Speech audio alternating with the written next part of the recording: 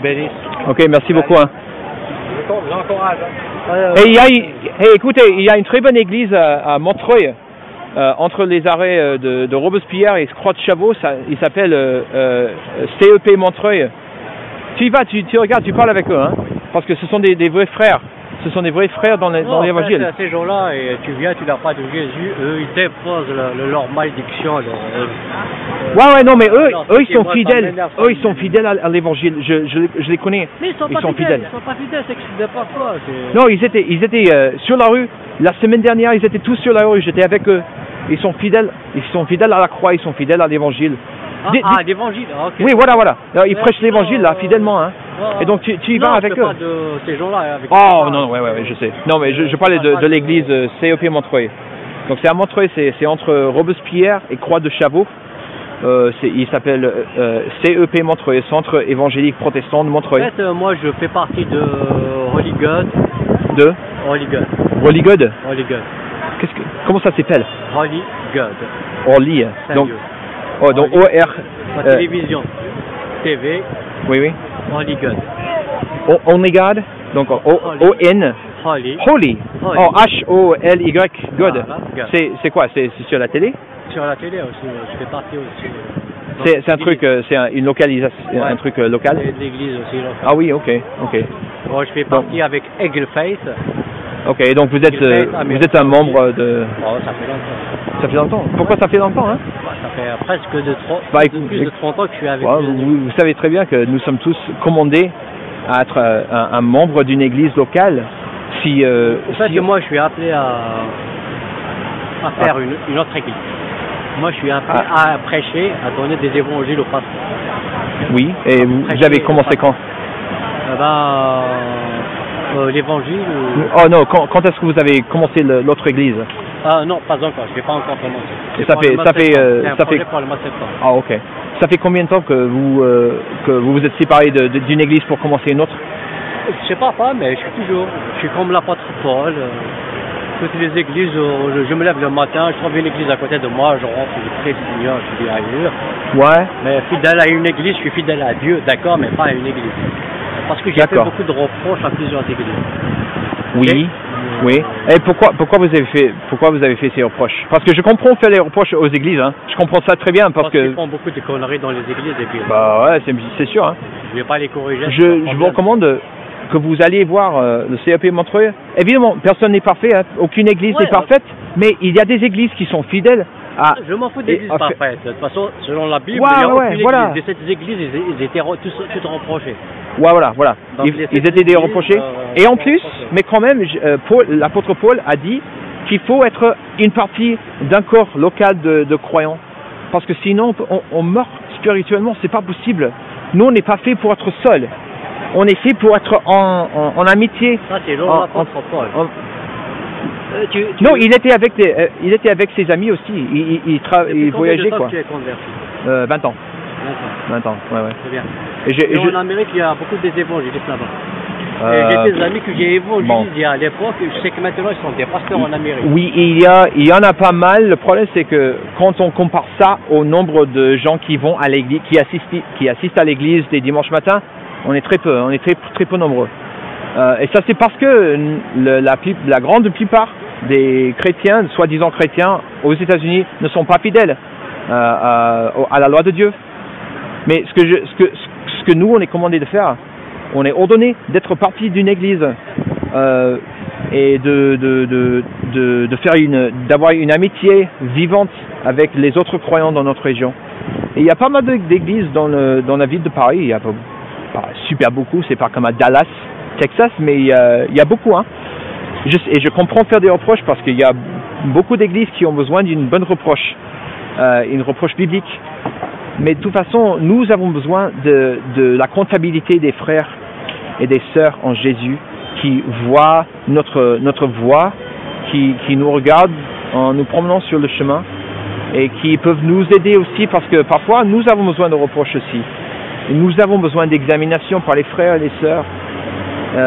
Et donc si nous sommes seuls dans la vie chrétienne exprès, ça c'est très probablement une marque de désobéissance contre la loi de Dieu. Et donc je vous encourage le plus fortement possible, essayez ça, essayez l'église Montreuil.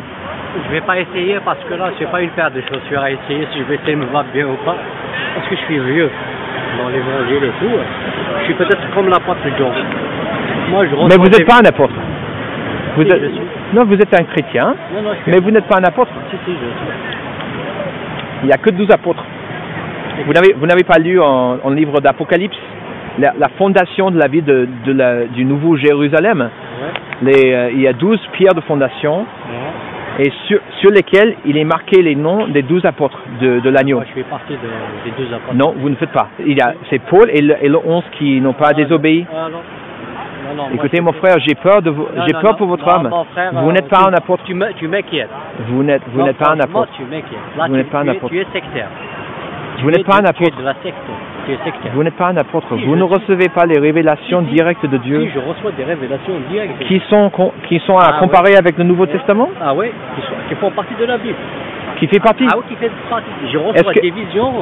Est-ce que je dois les agrafer dans la Bible? Il n'y a pas de souci, tu me dis un verset maintenant, je peux consulter mon Dieu tout de suite, il va me donner une vision, tout de suite je vais t'expliquer des choses. Ok, donc très bien. Attends, donc expliquez-moi.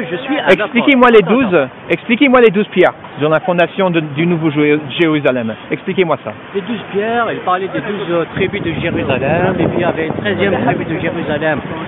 C'est les faux juifs. Non, mais les 12 apôtres, pas les 12 tribus.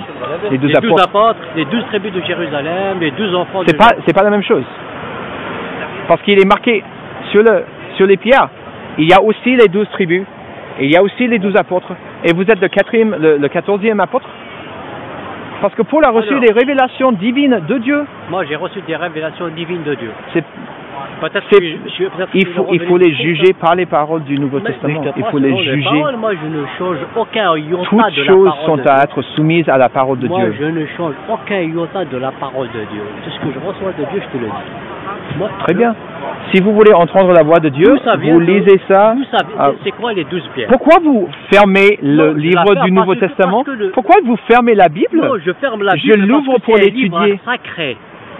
Quand je lis ça, je l'ouvre avec il est à être ouvert. Afin que je l'ouvre, il est à être ouvert. Je prie. Il faut le lire. Tu le prends pour un journal. Il faut le lire. Mais toi, tu le lis, c'est comme si tu lis un journal. Mais moi, c'est différent. Je préfère mieux que tu la refermes. Si tu veux l'ouvrir pour me lire un passage, il faut que tu pries, tu bénis le Seigneur, afin que le Seigneur te guide sur ce livre. Parce que c'est un livre sacré. C'est pas de me lire comme ça, de me lire un passage, l'article. Ça, c'est un livre. Pourquoi? C'est sacré. Ça, c'est la parole de Dieu qui est dedans. Oui, moi, oui, je l'ouvre tout à pas fait. Comme ça, c'est pas une femme que je vais déshabiller, je vais te montrer ceci, cela. Ça, mon frère, c'est pas ce que je fais, hein. J'ouvre la Bible pour le lire. Moi, je l'ouvre. Quand je vais l'ouvrir, il faut que je bénis l'Éternel qui m'ouvre dans une direction de l'ouvrir avec une sainteté. Je l'ouvre pas comme ça pour me donner un passage. Les 12 tribus d'Israël, c'est qui les 12 tribus? C'est 12 enfants de Jacob. Oui, oui, voilà. D'accord? Oui. C'est ça les 12 tribus. Après, Jésus a choisi 12 disciples. Oui, oui, tout à fait. 12 tribus d'Israël. Tout à fait. Après, parmi l'aide de Jésus, Judas, qui était trahi, et après de Jésus. Ouais. Donc, on enlève un, donc il restait 11. Ouais. Et Jésus, c'est le 12e. C'est pas Jésus le 12e, c'est Paul. C'est Paul qui disait ça dans 2 Corinthiens. Non, ça veut dire, il faut toujours que ça reste le chiffre 12. Et c'est Paul. Paul dit, il est l'apôtre. L'apôtre Paul, qui a écrit une partie du Nouveau Testament, l'apôtre Paul. Oh, il a reçu des révélations, des visions. Oui, oui. Et il les a écrits et Dieu les a inclus dans le Nouveau Testament. C'est pas vrai? On n'a pas le même évangile, toi et moi. Pourquoi vous ne croyez pas dans le Nouveau Testament? Si, je crois au Nouveau Testament. Mais pourquoi vous vous méfiez un peu de l'apôtre Paul quand même? Je ne me méfie pas, mais tout simplement on n'arrive pas à se connecter, vous et moi. Ouais, ouais, parce que vous réclamez être apôtre. Et moi je suis un esclave de Dieu, c'est tout, hein. Et je lis la Bible pour le comprendre. Tu n'es pas esclave de Dieu, tu es libre. Dieu, il est mort à la croix pour toi, pour que tu sois libre. Tu n'es pas esclave. Je suis libre. Je suis libre. Pourquoi tu me dis que tu es esclave de Dieu? Romains 6 dit, est-ce que je peux bénir le Seigneur et vous lire de Romains 6? Romains 6, vas-y. Ok. En toute sincérité, je remercie à Dieu de m'avoir donné la parole de Dieu. Amen. Et je l'ouvre maintenant avec tout le respect que je peux faire à la parole divine. Amen. Donc je l'ouvre maintenant au chapitre, au 6e chapitre. Merci Seigneur. Ce que tu veux, c'est lui qui va décider. C'est merci Seigneur. Bah non, écoutez, c'est Romains. Moi, ça, on s'en fout. Et puis là maintenant, Dieu nous a dirigés dans ce sens-là. Je ne sais pas, je n'ai pas. Non, Dieu va nous guider. Dis-moi ça, ce que Dieu veut dire là. Moi, je sais pas, je suis pas au courant. Vous n'êtes pas au courant? Je sais pas ce qui est là. On a juste touché, voilà. On est où? Tu vas pas me diriger là où toi, tu veux me diriger. Je veux que le Saint-Esprit qui va nous diriger. Est-ce que je peux lire un passage qui est pertinent? Je m'en fous, après tu peux me lire tout ce que tu veux. Mais maintenant, le Saint-Esprit nous a dirigés ici. Mais je ne suis pas sûr. Est-ce que je parle en langue? Je parle français maintenant, hein? Non, en langue. And I speak English. Y hablo español también. Est-ce que tu parles en langue? Est-ce que je parle en langue? C'est-à-dire, est-ce que je parle en baliverne? Oui, je suis baptisé en Saint-Esprit. Voilà, okay. Quand j'ai été à nouveau-né. Très bien. Voilà, ok. Voilà. Très bien. Dis-moi, c'est pas je ne sais pas pourquoi le Saint-Esprit voulait nous guider sur ça. Ok, c'est bon. Donc, Romains 6, il dit, ignorez-vous que nous tous qui avons été baptisés en Jésus-Christ, c'est en sa mort que nous avons été baptisés. Par le baptême en sa mort, nous avons donc été ensevelis avec lui, afin que, comme Christ est ressuscité par la gloire du Père, de même nous aussi, nous menions une vie nouvelle. En effet, nous aussi, nous avons été unis à lui par une mort semblable à la sienne. Nous le serons aussi par une résurrection semblable à la sienne. Et donc, tu parlais du péché et la grâce? Oui, voilà. C'est ça? C'est ça, oui. Et je parlais en fait... mais je ne suis pas sûr que Dieu nous a guidés ici. On a prié, ouais. Romains 6, il dit... Allez, mon frère, sois béni.